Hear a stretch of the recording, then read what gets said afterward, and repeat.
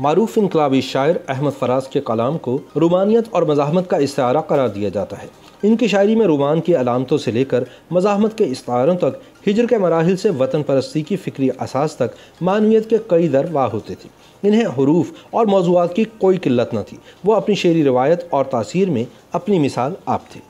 अहमद फराज जहाँ रोमानवी शायरी में नौजवान नस्ल में मकबूल थे, वहीं आमिर ज़ियाउल हक़ के दौर इक़्तिदार में मज़ाहमती ख़यालात और शायरी की वजह से अपने मासिर शुअरा में मुनफरिद मकाम रखते थे। अहमद फराज चंद खुशकिस्मत तरीन शुअरा में से एक है जिन्होंने अपनी मकबूलियत ज़िंदगी में ही देख ली। शिबली फराज के वालिद अहमद फराज का असल नाम सैयद अहमद शाह था और वो आगा मोहम्मद शाहबर कोहाटी के यहाँ 14 जनवरी सन 1931 में पैदा हुए। इनके वालिद उर्दू और फ़ारसी के रिवायत पसंद शायर थे, लिहाजा शायरी इन्हें वर्षे में मिली। 5-6 बरस की उम्र में पहला शेर उस वक्त कहा जब इनके वालिद ईद के मौके पर अहमद शाह और इनके बड़े भाई मसूद शाह के लिए कपड़े खरीद कर लाए। अहमद शाह को भाई के मुकाबले में अपने कपड़े पसंद नहीं आए तो इसका शेरी इजहार यूं किया, लाए हैं सबके लिए कपड़े सेल से, लाए हैं मेरे लिए कपड़े जेल से। अहमद फराज ने पेशावर के एडवर्ड कॉलेज से MA फ़ारसी और MA उर्दू की आला तालीम हासिल की। वो साहिब किताबियात, मखज़न फ़िक्र फ़न और मंबा इल्म कमाल थे। इनकी शायरी दौरे हाजिर की मुनफरिद आवाज़ थी और अहद नौ के लतीफ़ ज़हनी रद्द-ए-अमल का सच्चा नमूना थी।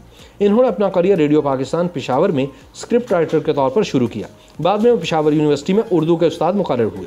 सन 1976 में वो अकादमी अदबियात पाकिस्तान के पहले डायरेक्टर जनरल मुकर्रर किए गए। बाद उन्हें नेशनल बुक फाउंडेशन का MD बना दिया गया। अहमद फराज की शायरी में सदियों के तलातुम का शऊर भी है और अहद नापुरसां की तलखियों का इदराक भी। फराज की फ़िक्र रसा लम्हा मौजूद से सुराग पाती है और अनदेखे मनाजिर की रुख कशीद करती है। इनकी गज़लें तगज़्ज़ुल से भरपूर नादिर मज़ामीन और ख़यालात का मुरक्का है। आज भी मेहदी हसन और नूरजहां की आवाज़ में अहमद फराज का तख्लीक करदा कलाम हमारी समातों में रस घोलता है। अहमद फराज के कलाम में रोमानवी रंग गालिब है, ताहम इनकी गज़ल में नौ क्लासिकी रंग नुमाया है। इन्होंने मज़ाहमती शायरी में भी एक मुकाम पैदा किया है।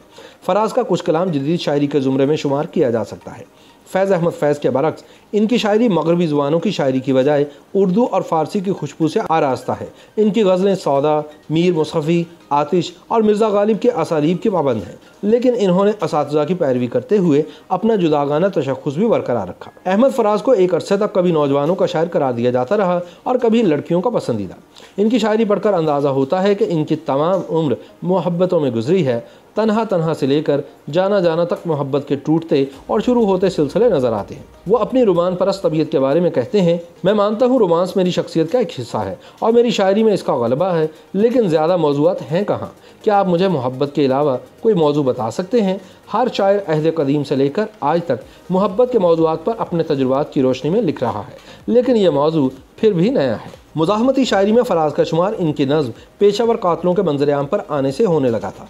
ये नज़्म आज़ादाना दस्तयाब न थी। पेशावर कातलों नज़्म में फराज लिखते हैं, तुमने देखे हैं जमहूर के काफ़िले, उनके हाथों में परचम बगावत के हैं, बेड़ियों की जमी खून की पिपड़ियाँ कह रही हैं मंजर क़यामत के हैं। कल तुम्हारे लिए प्यार सीनों में था, अब जो शोले हैं वह नफ़रत के हैं। ज़ियाउल हक़ के दौर में फराज की सरकशी और मुज़ाहमत उरूज पर थी। आमरीत के ज़माने में उनकी नज़्म मुहासरा असर हाजिर का तराना बन गई। मज़ाहमती अदब की तारीख़ में ये नज़्म एक इम्तियाज़ी हैसियत की हामिल रहेगी। ज़ियाउल हक़ के दौर में ही इन्होंने खुद साख्ता जलावतनी इख्तियार की। लंदन की सड़कों पर वतन के गली कूचे याद करते रहे। परवेज़ मुशर्रफ के दौर में मिलने वाले सरकारी एजाज़ हिलाल इम्तियाज़ को भी वापस कर दिया।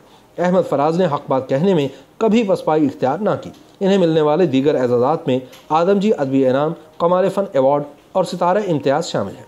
जामिया कराची ने इन्हें PhD के एजाज़ी सनद भी अता की थी। अहमद फराज के 14 मजमूआ कलाम में तन्हा तन्हा, दर्दाशोब, नायाब, शब खून, मेरे ख्वाब रेज़ा रेज़ा, जाना जाना, बेआवाज़ गली कूचों में, नाबीना शहर में आईना, सब आवाज़ें मेरी हैं और ए इश्क जुनूं पेशा शामिल हैं। फराज के कलाम की कुलियात भी शहर सुखन आरास्ता है के उन्वान से शाये की गई है, जिसके 1500 से ज़ायद सफ़ात पर अहमद फराज के एहसासात की कहकशां यकजा है। इसमें कोई शक नहीं कि वो अपनी ज़िंदगी के आखिरी लम्हात तक अजीज़ जहाँ रहे और इस हकीकत का एतराफ़ भी ज़रूरी है कि बर्क़ कोहाटी के इस फर्जंद ने शायरी की दुनिया पर हुक्मरानी की और शोहरत आम समेटी। उनकी शायरी सिर्फ तख्लीक का सरचश्मा ही नहीं, ज़िंदगी का वो बयान भी है जिसके रंग गहरे, दिलकश और भरपूर है, जिनको किसी चेहरे की मुस्कान में देखा जा सकता है या किसी हसीना के मलबूस में, और कहीं उनके हरूफ में दुख का धुआं भी उठता है जिसमें दिल राख हो जाता है। उन्होंने कमाल महारत से अपनी ज़ात के दोनों गोशों को मुतवाज़न रखते हुए ज़िंदगी गुजारी। वो सिर्फ नाम के ही फराज नहीं थे, बल्कि आजमाइशों के कई नशेब तय करके सरफराज हुए।